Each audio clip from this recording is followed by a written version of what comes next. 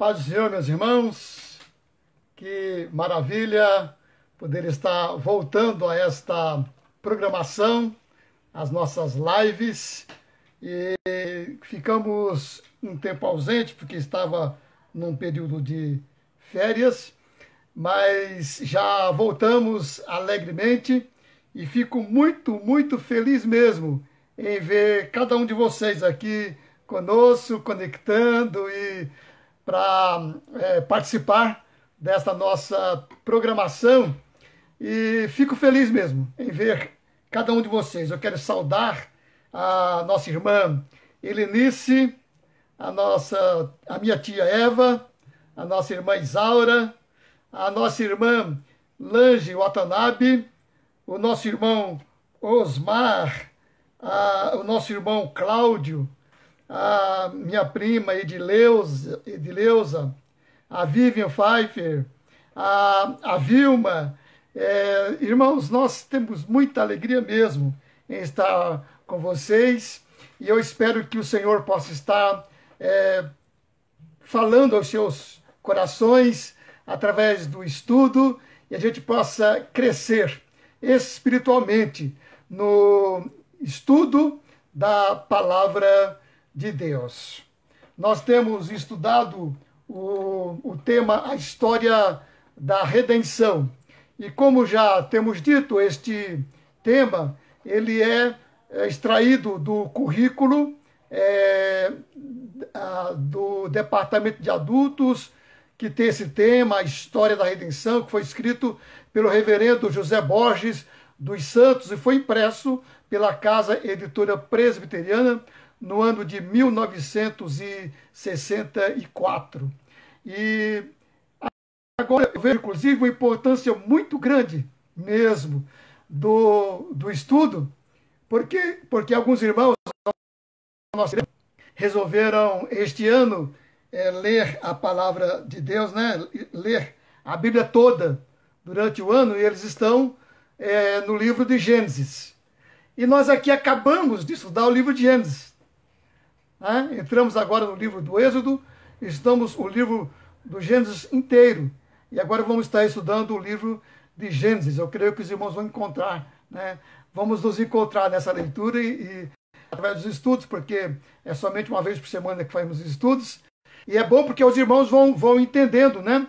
Vão entendendo o que estão agora lendo, porque se os irmãos prestaram atenção nos estudos, nós já estamos na lição 17, da lição 1 a 16, nós tivemos todo o livro do Gênesis, começando da história da criação, depois a criação do homem, depois a queda do homem, depois o pecado se multiplicando, depois a arca de Noé, Deus punindo os pecadores, depois Noé reconstruindo através da sua família uma nova geração, e essa geração começa a se propagar, vem a história da Torre de Babel, depois vem a história do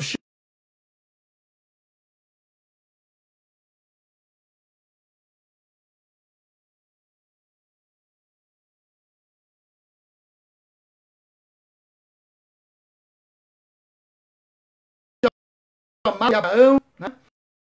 E vem Abraão, Isaac, Jacó, José, e na última lição é o chamado de Moisés, né? Então, nós temos essa sequência no livro do Gênesis, e hoje vamos estudar a lição 17, que tem o tema vaso de ira, e esta lição hoje vai falar acerca de Faraó, né? Faraó e a sua rebeldia em não deixar o povo ir, né? Pois bem, então nós vamos estar fazendo uma oração e vamos dar início ao nosso estudo. Quero ainda antes estar mandando um abraço também à nossa irmã Fernanda, né? O nosso irmão Márcio, a nossa irmã Nadie ou Nailê, eu não sei qual das duas que estão conectadas, a Nadie ou a Nailê, são irmãos muito queridas lá da igreja de Vila Pauliceia, né? Tem também o Macho, né, que entrou também agora. Que bom. Muito feliz mesmo, irmãos, estar com vocês nesta programação. Tem alguns outros irmãos que estão também conectados, mas que eu ainda não consegui identificar. Logo, logo a gente vai estar identificando, vai estar saudando vocês. É uma bênção mesmo, tem bastantes irmãos conectados, né? E eu fico feliz mesmo, porque aí nós temos essa experiência de poder estar compartilhando com vocês estudos bíblicos para crescimento espiritual. Vamos orar. Ó Deus bendito, nós invocamos o teu nome alegremente, Senhor, por estar diante da tua presença e colocar diante do Senhor cada família, cada pessoa, cada irmão que estão conosco nessa live. Rogamos, ó Pai, as bênçãos sobre cada um deles. Que o Senhor esteja, Senhor, acompanhando o seu dia a dia, os seus projetos, os seus planos, os seus empregos, as suas fontes de rendas, como também, ó Pai, curando enfermidades, consolando corações e, ó Pai, provendo todos os meios para que tenham vidas felizes. Louvamos-te, ó Deus, louvamos-te alegremente e que o Senhor possa estar, ó Pai, abençoando cada um desses nossos irmãos. Eu os coloco alegremente, ó Pai, em tuas mãos, rogando bênçãos sobre cada um deles, no nome de Jesus Cristo, nosso Senhor e Salvador. Amém. Amém. Abraço, irmã Nadier. Agora eu vi então aqui a Nadier. Abraço, minha irmã. Abraço também a Isaura, minha cunhada. Queria ter todos vocês conosco nesta live. Vamos ler a palavra de Deus? Livro do Êxodo, capítulo 5, versículos 1 a 14. Abra aí sua Bíblia. Nós vamos estar lendo esse texto, que vai servir de texto básico para o nosso estudo de hoje. Encontraram? Então vamos lá. Depois foram Moisés e Arão e disseram a Faraó: assim diz o Senhor, Deus de Israel: deixa o meu povo ir, para que me celebre uma festa no deserto. Respondeu o Faraó: quem é o Senhor, para que lhe ouça eu a voz e deixe ir a Israel? Não conheço o Senhor, nem tampouco deixarei ir a Israel. Eles prosseguiram: o Deus de Deus nos encontrou. Deixa-nos ir, pois, caminho de 3 dias ao deserto, para que ofereçamos sacrifícios ao Senhor nosso Deus, e não venha ele sobre nós com pestilência ou com espada. Então lhes disse o rei do Egito: por que, Moisés e Arão, por que interrompeis o povo no seu trabalho?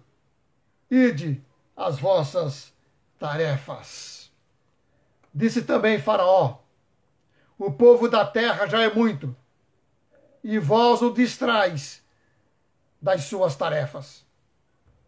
Naquele mesmo dia, pois, deu ordem Faraó aos superintendentes do povo e aos seus capatazes, dizendo: daqui em diante não torneis a dar palha ao povo para fazer tijolos como antes. Eles mesmos que vão e ajuntem para si a palha. E exigireis deles a mesma conta de tijolos que antes faziam. Nada diminuireis dela. Estão ociosos e por isso clamam: vamos e sacrifiquemos ao nosso Deus. Agrave-se o serviço sobre estes homens, para que neles se apliquem e não deem ouvidos às palavras mentirosas. Então saíram os superintendentes do povo e seus capatazes e falaram ao povo: assim diz Faraó: não vos darei palha. Ide vós mesmos e ajuntai palha onde a puderdes achar, porque nada se diminuirá do vosso trabalho. Então o povo se espalhou por toda a terra do Egito, a ajuntar restolho em lugar de palha. Os superintendentes os apertavam, dizendo: acabai vossa obra, a tarefa do dia, como quando havia palha. E foram açoitados os capatazes dos filhos de Israel, que os superintendentes de Faraó tinham postos sobre eles. E os superintendentes lhes diziam: por que não acabastes nem ontem, nem hoje, a vossa tarefa, fazendo tijolos como antes? Então, meus irmãos, esse texto dá o tema do nosso estudo de hoje. Vaso de ira. Esse é o tema da nossa lição de hoje. A lição 17. Vaso de ira. Nós temos um texto que é chamado texto áureo, que nós podemos também colocar, porque nos ajudará no estudo. O texto é segunda carta a Timóteo, no capítulo 2, o versículo 21, que diz assim: de sorte que se alguém se purificar destas coisas, será vaso para a honra, santificado e idôneo para uso do Senhor e preparado para toda boa obra.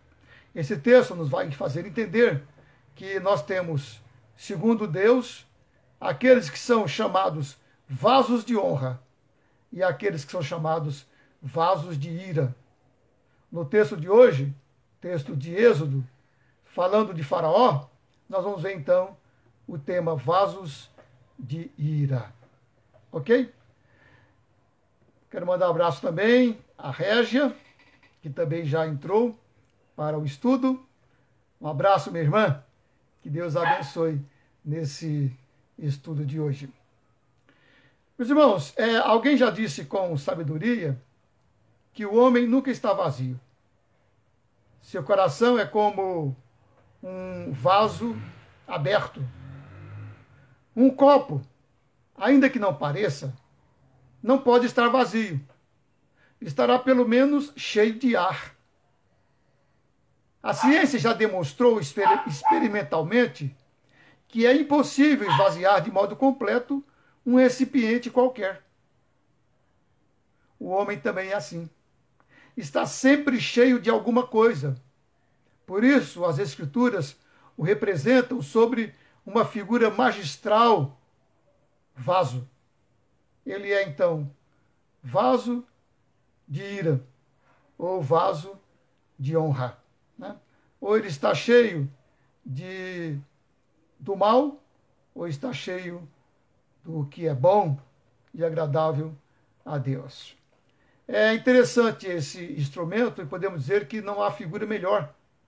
Se falássemos que é um instrumento, nós vamos perceber que no simples instrumento ou na ferramenta só existe o material e a forma.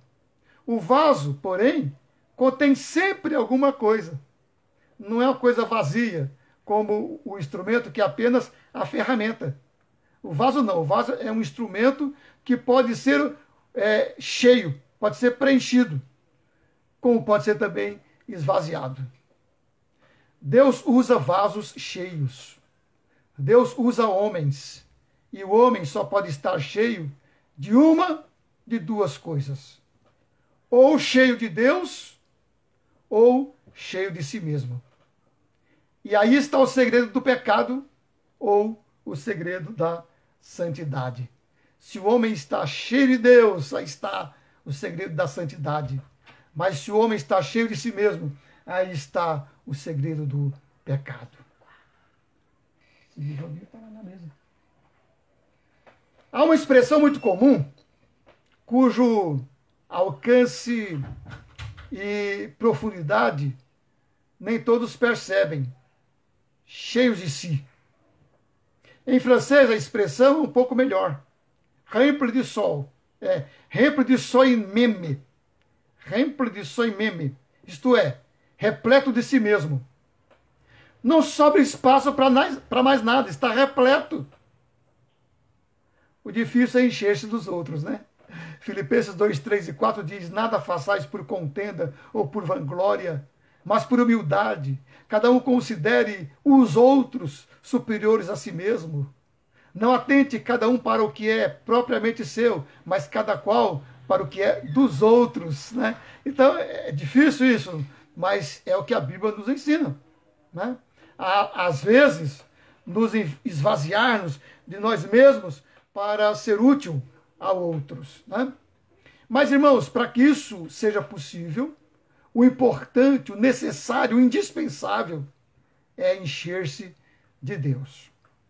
Em Efésios 5,18 diz assim: e não vos embriagueis com vinho em que há contenda, mas enchei-vos do Espírito. Enchei-vos do Espírito. O indispensável é encher-se de Deus. A Bíblia designa o homem cheio de si mesmo com o nome de vaso de ira. Está naturalmente em reação constante contra tudo e contra todos. E tem de receber, por isso, a inevitável reação de todos. Ira por dentro, ira por fora. A história da redenção, no ponto em que nos achamos, apresenta um exemplo impressionante de um vaso de ira: Faraó. Deus não encheu o coração de Faraó, mas usou aquele homem cheio do que ele estava, cheio de si mesmo. Tocamos aqui numa das verdades mais profundas da revelação. Verdade que, aliás, já observamos nos irmãos de José quando se opuseram aos planos divinos. Deus sempre usa o homem, mesmo quando esse homem obstinadamente se opõe à sua vontade. De duas uma: ou o homem se esvazia para Deus o encher, isto é, o homem se submete, e nesse caso Deus o usa como vaso cheio da sua graça, de sua sabedoria e do seu amor, ou então o homem não se esvazia de si mesmo e Deus o usa como vaso de ira. De sorte que, irmãos, a gente vai entender que o homem não consegue impedir que Deus o use. A sua liberdade consiste apenas em escolher entre esvaziar-se ou não esvaziar-se, entre submeter-se ou não submeter-se.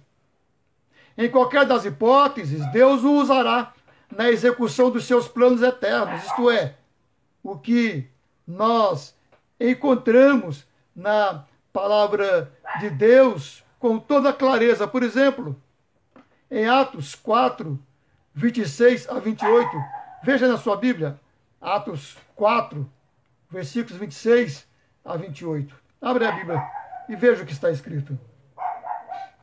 Olha lá, diz assim: levantaram-se os reis da terra e os príncipes se ajuntaram a uma contra o Senhor e contra o seu ungido, porque verdadeiramente contra o teu santo Filho Jesus, que tu ungiste, se ajuntaram não só Herodes, mas Pôncio Pilatos, com os gentios e os povos de Israel. Olha o que diz agora: para fazerem tudo o que a tua mão e o teu conselho tinham anteriormente determinado que se havia de fazer.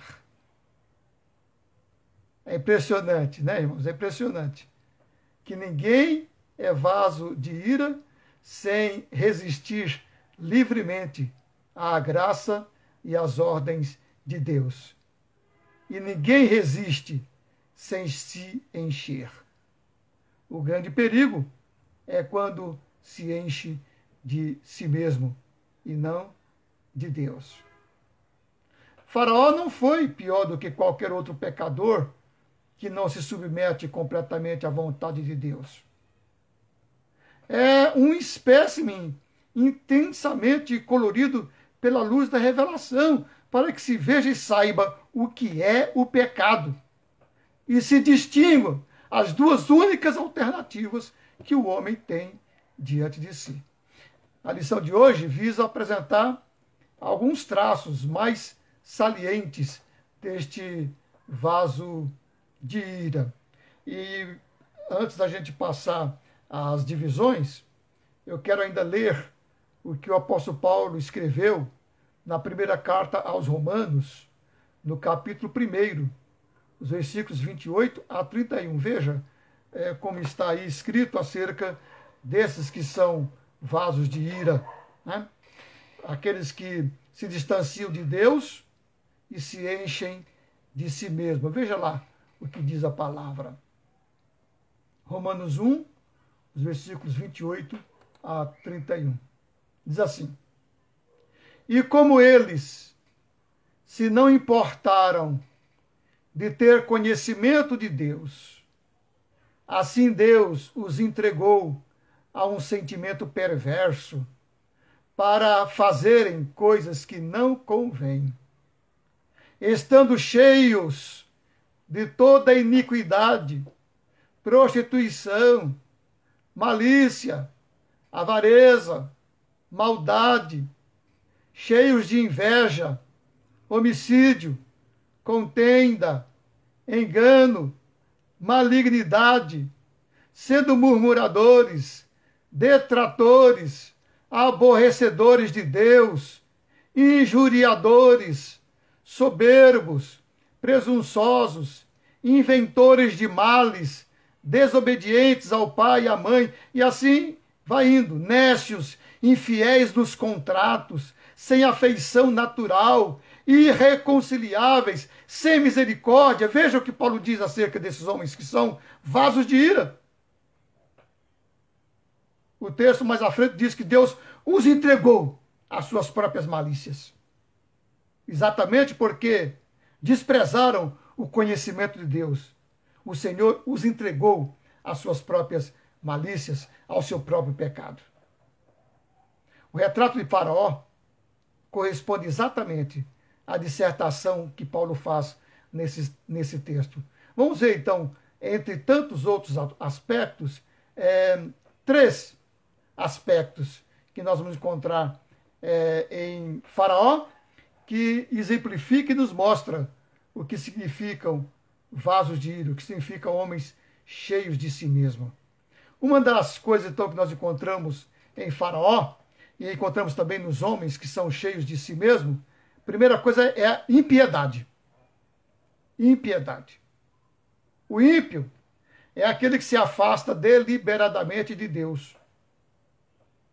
O apóstolo Paulo expressa o conceito de impiedade nesses termos, no versículo 21, nos versículos 18 a 21, do texto lido, né, Romanos 1.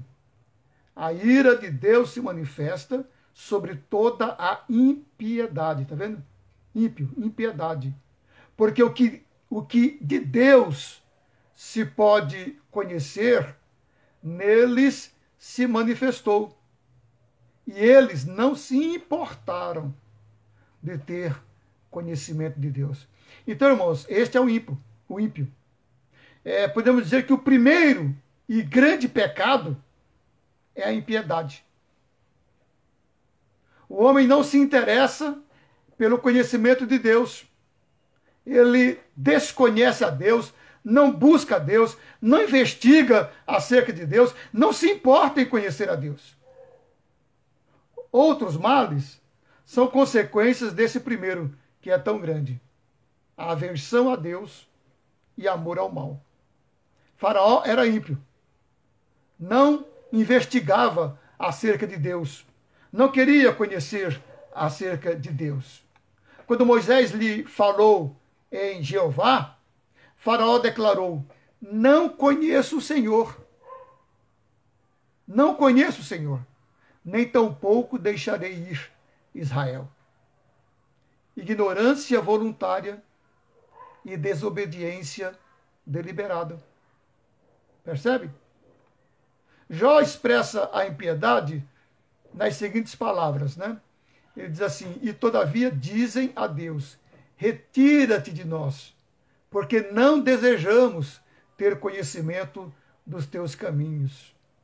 Quem é o Todo-Poderoso para que nós o sirvamos? E que nos aproveitará que lhe façamos orações? Vede, porém, que o seu bem não está nas mãos deles. Esteja longe de mim o conselho dos ímpios. Esse texto está em Jó, capítulo 21, os versículos 14 a 16. Veja, Jó também chama de ímpios esses homens que não querem conhecer a Deus.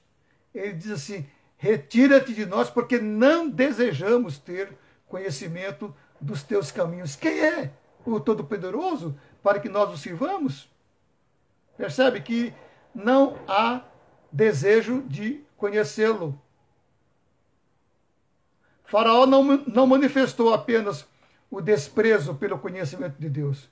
Ele fez mais do que isso.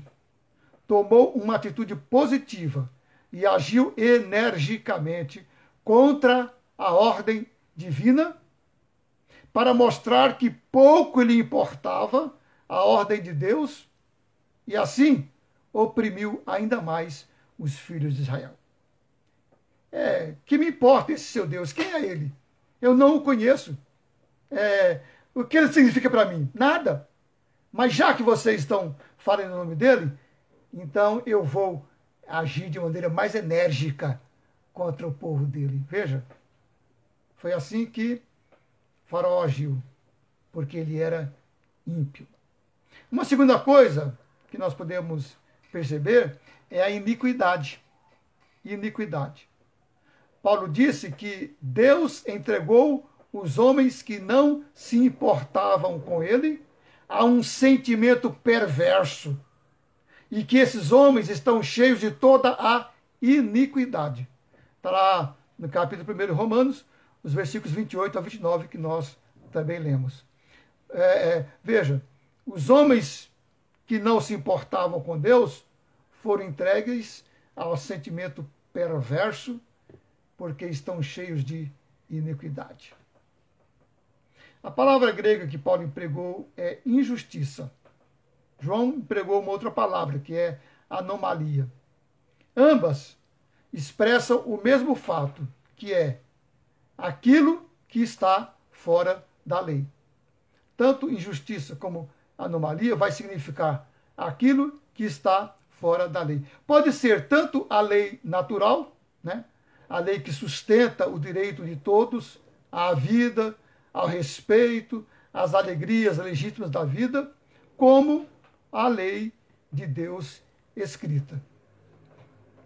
E Faraó é o exemplo do homem que violava sem escrúpulo essas leis que garantem o direito à vida, ou seja, a lei natural. Ele matava lentamente pelo excesso de trabalho, pela insuficiência da alimentação e ainda fez matar pela violência. Declarou que sobrecarregava o povo de trabalho para enfraquecê-los. Está lá no capítulo 1, versículos 10 e 11. Uma coisa é certa. Explorava o povo para ficar mais rico, ou melhor, enriquecia à custa do sofrimento, da exaustão e das aflições do povo. Isto é iniquidade. É assim que age o iníquo. Também é certo que Faraó alegou não conhecer a Jeová. Mas se não sabia quem era Jeová, sabia, entretanto, que estava transgredindo as leis elementares e essenciais da justiça e da humanidade. Alegava razões de ordem teológica e política para justificar o crime perante o seu povo, quebrando as leis naturais. E assim, inclusive, mandou matar os recém-nascidos. Isso significa iniquidade nos atos e nas explicações, porque queria justificar os seus atos perversos diante do povo. Convém também observar que Paulo diz acerca do ímpio, está cheio de toda iniquidade. Paulo diz acerca do ímpio, né? No texto que nós vemos lá em Romanos 1.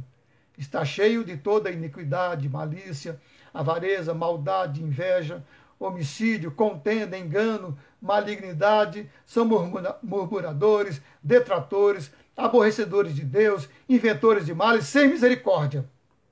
Então, é isto que Faraó fazia, né? E fez com o povo de Israel.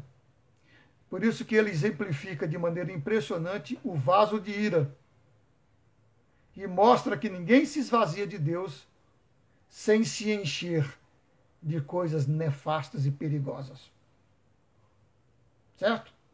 O terceiro traço de Faraó, nas suas atitudes, é a infidelidade.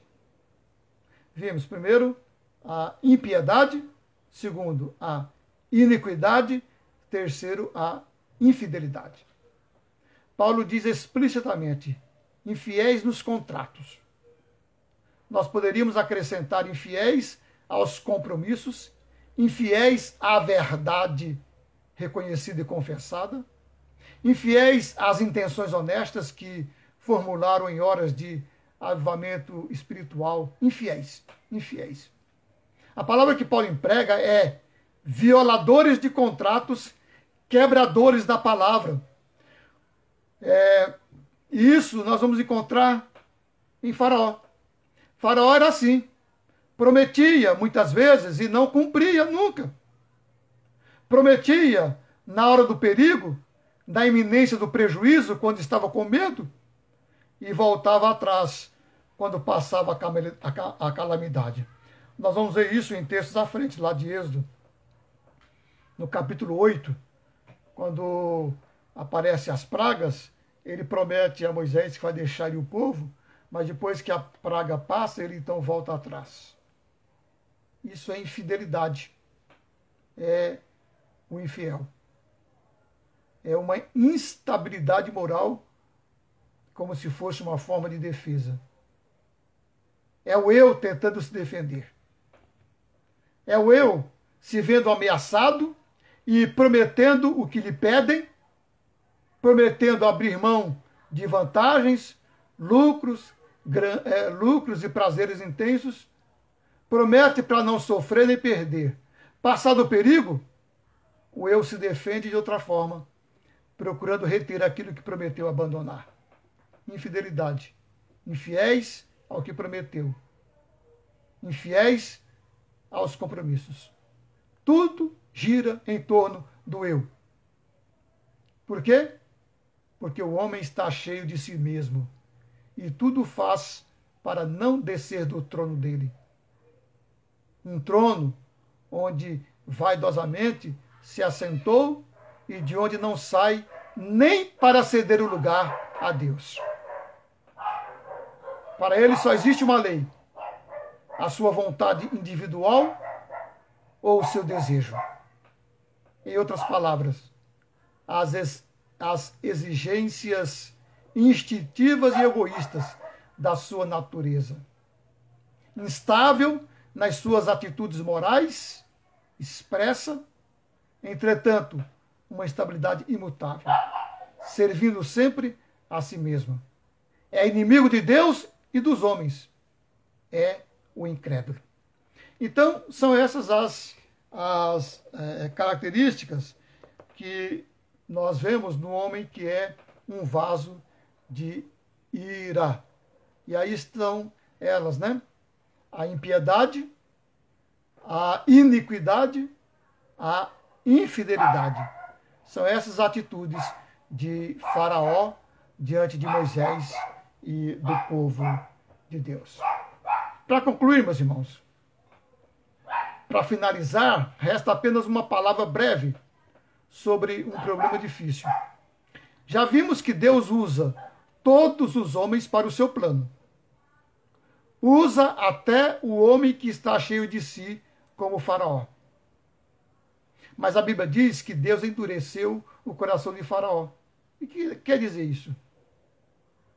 A explicação mais simples é a seguinte: quando Deus dá uma ordem, coloca o homem entre duas alternativas: ou obedecer ou desobedecer. Ninguém desobedece sem resistir muito. E para resistir, é preciso endurecer-se. Foi o que aconteceu com Faraó. As ordens de Deus, que poderiam abrandá-lo se ele se esvaziasse, fizeram-no ainda mais duro, porque ele não se esvaziou. Ele mesmo resistiu, e para resistir, se endureceu ainda mais. É isso que quer dizer que Deus endureceu o coração de Faraó. Porque Deus deu ordens e ele, cheio de si, resolveu obstinadamente não obedecer, não dar ouvidos, não ceder. Seu coração estava duro. É claro, pois, que dando ordens a quem resiste, a quem não se esvazia, Deus demonstra o endurecimento do pecador e faz aumentar este endurecimento. Percebe isso lá no texto de Romanos 1. Porque eles declinaram de conhecer a Deus, então Deus os entregou a paixões infames. Endureceu o seu coração, ou seja, eles ficaram ainda mais endurecidos porque não queriam dar ouvidos ao Senhor. Finalizando então, convém repetir o que disse o apóstolo Paulo. Não há diferença, porque todos pecaram. Isto é, não há homem que não tenha ficado cheio de si mesmo. Faraó é apenas um exemplo que a luz da revelação pôs em foco para a advertência dos outros pecadores. Só há duas alternativas para o homem: submissão incondicional a Deus, por meio de Jesus Cristo, ou resistência e obstinação. Ou vasos de honra, ou vasos de ira. É isso que Deus quer nos ensinar através da aula de hoje, meus irmãos. Eu espero que vocês tenham aprendido, né, bastante. Eu aqui quero dar um abraço à Régia, um abraço à Tati, né, que entrou também, a Tatiane, um abraço também à Nesiete, e agradecer ao irmão, a irmã Vivian, né, ela falou que riquíssima aula. Amém, minha irmã. Espero que vocês realmente estejam aprendendo e que esteja sendo útil esses ensinos, essas aulas, viu? Deus os abençoe. Eu vou agora fazer a oração final e nós estaremos na próxima sexta-feira, viu? Com culto, estaremos cultuando a Deus. Aí nós temos uma mensagem menor, né? Uma meditação, mas temos bastante cânticos, orações, tá bem? Isso na sexta-feira. Mas agora vamos estar orando para que Deus nos abençoe, nos enriqueça e nos faça vasos de honra. Vamos orar. Ó Deus bendito, a tua palavra fala acerca da iniquidade, acerca do pecado, acerca da impiedade. A tua palavra fala, Senhor, acerca de homens que são cheios de si mesmo, por isso são falsos. Ó Senhor, que o teu Santo Espírito, através de Jesus Cristo, possa abrandar corações, transformar mentes, levar os homens ao conhecimento de Ti, ó Pai, através da Tua palavra. Quebra corações, ó Deus. Transforma vasos de ira em vasos de honra, Senhor. Principalmente rogamos, ó Deus, por nossos familiares, nossos amigos, aqueles que estão perto de nós, ó Pai, de cada um de nós, de cada um dos nossos irmãos que estão nesta aula. Senhor, transforme seus corações. Use cada um de nós como vaso de honra na vida deles, ó Pai. Enche-nos com o teu poder, com o teu espírito, com a tua graça, com a tua misericórdia, para que possamos ser vasos de honra e não vasos de ira, cheios de iniquidade, de impiedade, de falsidade. Ó Deus, muito obrigado por estar retornando às lives. Abençoe-nos para que possamos ser úteis a cada um que nos ouve, cada um que procura estar conosco pacientemente no estudo. Entregamos cada um em tuas mãos, ó Deus, rogando bênção sobre todos, no nome de Jesus. Amém. Muito bem, meus amados irmãos. Um abraço para cada um de vocês. Também a Nesiete, né? Não sei se foi de agora há pouco. Também a Nesiete esteve conosco também. Chegou também para assistir uma parte da aula. Deus abençoe cada um de vocês, meus amados. Um beijo, um abraço, né? Que Deus possa estar falando a vocês e que vocês possam estar conosco na próxima sexta-feira, como também possam estar conosco nos domingos, às 18h15, quando nós temos o culto no YouTube, né? Nas quartas e na sexta, nós fazemos lives no Facebook. No domingo, o culto é no YouTube. Ok? Deus abençoe. Um abraço a todos e que sexta-feira possamos estar juntos. Até mais!